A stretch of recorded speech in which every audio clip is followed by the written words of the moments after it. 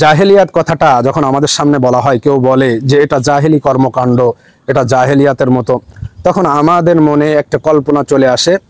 এই জাহেলিয়াতটা মনে হয় প্রাক ইসলামিক যুগের যে জাহেলিয়াটা ছিল, যখন মূর্তি পূজা করত, গোত্রে গোত্রে হানাহানি ছিল, কোনো মানবতা ছিল না, এই সময়টা আমাদের সামনে ধরা পড়ে যে ওই যুগটা মনে হয় শুধু জাহেলিয়াত ছিল, আর কোনো যুগ এর আগেও জাহেলিয়াত ছিল না, পরেও মনে হয় জাহেলিয়াত হওয়া সম্ভব না। আসলে জাহেলিয়াত কি কোনো যুগের সাথে নির্দিষ্ট? জাহেলিয়াত কি কোনো জামানার সাথে নির্দিষ্ট? না, কখনোই না।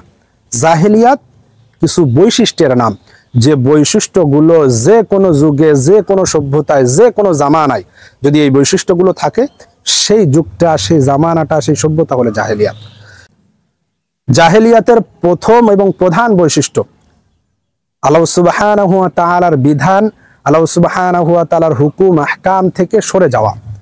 জীবন পরিচালনার প্রতিটা ক্ষেত্রে আল্লাহ সুবহানাহু ওয়া তাআলার বিধান থেকে সরে যাওয়া, আল্লাহ দিয়া শরিয়া থেকে সরে যাওয়া।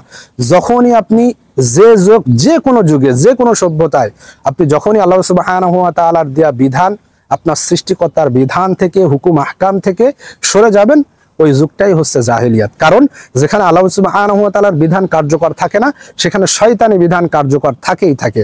আর শয়তান হচ্ছে জাহেলিয়াত চায়। শয়তান কখনো আলো চায় না, অন্ধকার চায়। এই জন্য জাহেলিয়াতের সূচনা যে ওই প্রাক ইসলামিক মক্কা যুগেই হয়েছে না, জাহেলিয়াত তো শুরু হয়েছে আদম আলাইহিস সালামের দুই সন্তান যখন বিরোধ করেছিল তাদের ভিতরে, তখন থেকে জাহেলিয়াত শুরু হয়েছিল। এই জন্য জাহেলিয়াতকে আমরা খুব ভুল ভাবে ব্যাখ্যা করি, বা অনেক সময় আমরা বুঝতে পারি মনে হয় জাহেলিয়াতটা ওই সময়ের জন্য নির্দিষ্ট না। ওই সময়ের জন্য নির্দিষ্ট না। জাহেলিয়াত এটাও নব্য জাহেলিয়াত, এটাও বিংশ শতাব্দীর আধুনিকতার নামে জাহেলিয়াত, এটা ডিজিটালাইজেশনের নামে জাহেলিয়াত, এটা প্রগতিশীলতার নামে জাহেলিয়াতের যুগে বসবাস করছি। কারণ এখানে আল্লাহর কোনো বিধান অনুযায়ী কোনো কিছুই হচ্ছে না। এই জন্য ভাইরা আমার, জাহেলিয়াত সম্পর্কে ওমর রাদিয়াল্লাহু তাআলা আনহুর একটা উক্তি আছে চমৎকার, যে ইসলামের বন্ধনগুলো একটা একটা করে সরে যেতে থাকবে। মানুষ যখন জাহেলিয়াত চিনবে না, তখন মানুষের ধ্বংস শুরু হবে। একটা সময় আসবে মানুষ জাহেলিয়াত চিনবে না। আপনি যখন আপনাকে বলি যে এটা বিংশ শতাব্দীর জাহেলিয়াত, এই যে ডিজিটালাইজেশনের নামে এই যে জাহেলিয়াত চলছে, এই যে প্রগতিশীলতার নামে, আধুনিকতার নামে জাহেলিয়াত চলছে, আপনি বলবেন না না ভাই, আমরা কত উন্নত হয়েছি, কত কি হয়েছি। আসলেই কি আমরা উন্নত হতে পেরেছি? আমরা আত্মিকভাবে উন্নত হতে পেরেছি, আমাদের চরিত্রগতভাবে আমরা উন্নত হতে পেরেছি, আমরা মানবিকভাবে উন্নত হতে পেরেছি, আমরা কল্যাণকর কোনো রাষ্ট্র উপহার দিতে পেরেছি? না, জাহেলিয়াতের মধ্যে এটা সম্ভব নয়।